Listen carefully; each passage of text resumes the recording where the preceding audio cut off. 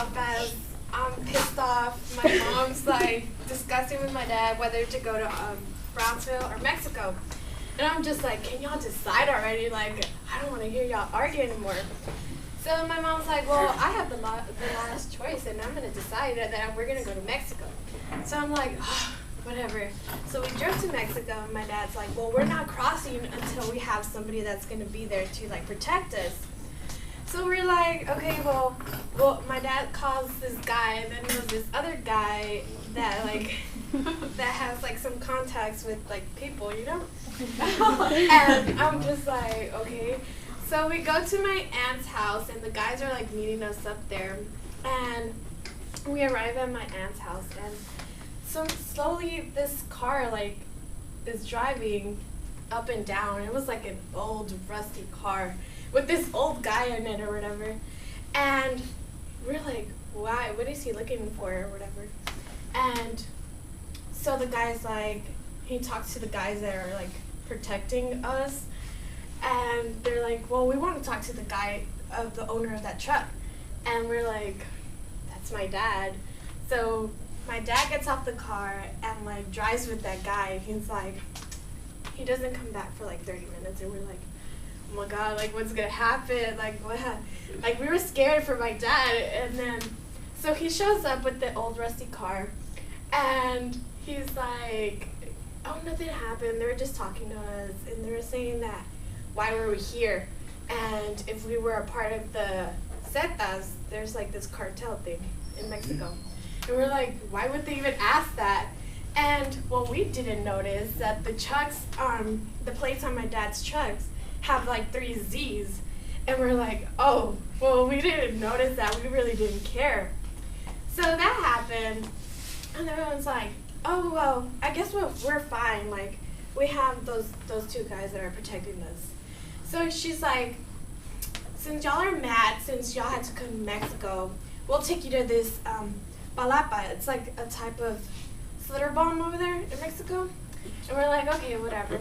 It was, like, really hot, and my parents were like, well, you're going to have to go anyways because it's, like, this thing for my brothers.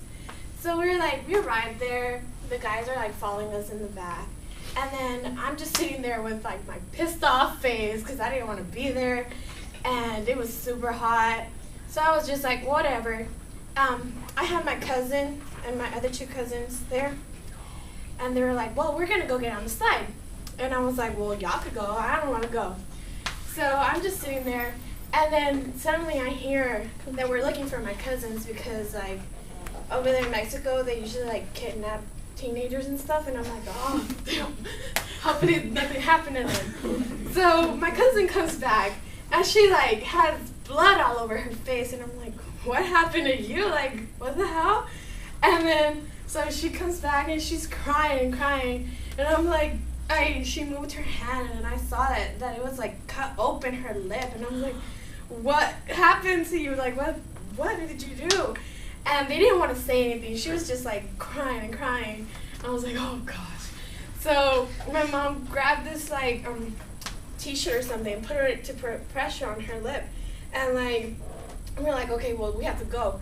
So as we were walking out, the 2 guys in the car, the rusty car or whatever, comes out, and they're like, the guy on the driver's seat comes out, opens the back door, takes out this gun, and I'm like, oh my God, this guy's about to shoot somebody. So I ran back to where my dad was at, and I was like, Daddy, like, oh my God, this dude is gonna go shoot somebody. Can you, like, stop him? So my dad's like, no, calm down. What are you doing? Like, nothing happened. It was just an accident. And I was like, oh gosh. So we go back, and we're like, I guess we have to take you to the hospital. So we take her to the hospital, and they're there, and my dad's like, I'm not gonna be in the room. I can't, like, stand seeing blood. So it's like, oh, I guess I have to be there with my cousin and my mom.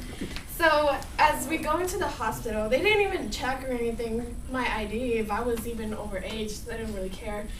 And I'm there seeing her getting stitched up, and I'm like, oh, that is so nasty. I just saw, like, blood in her teeth. I was like, oh, that's so disgusting. So at the end, I was like, well, you have to look at yourself. I was telling my cousin, you have to look at yourself. to wash your like mouth because you have blood in your mouth. And she was like, no, I don't want to look at myself. I don't want to look at myself. I'm like, ugly, like, no. And I'm like, oh, it's going to be okay. It's going to be okay. So, like, after that, she just rinsed her mouth or whatever, and we take her back. And the guy's like, well, I guess we're done from here. And I was like, what? What do you mean done? And he's like, yeah, we're leaving. And we're like, oh, gosh. Like, we have to still cross the border back to Brownsville. And I'm like, oh, gosh, how are we going to do this? And so the guy's like, okay, well, we'll just drop you off at the border. And, well, that's done. And I'm like, oh, gosh, at least this day is done. My moral was that I was happy that I was pissed off and that, like, I didn't even go on the slide because that could have been me with the lip busted open. I was like, oh, I'm done here. But, yeah, that's my story.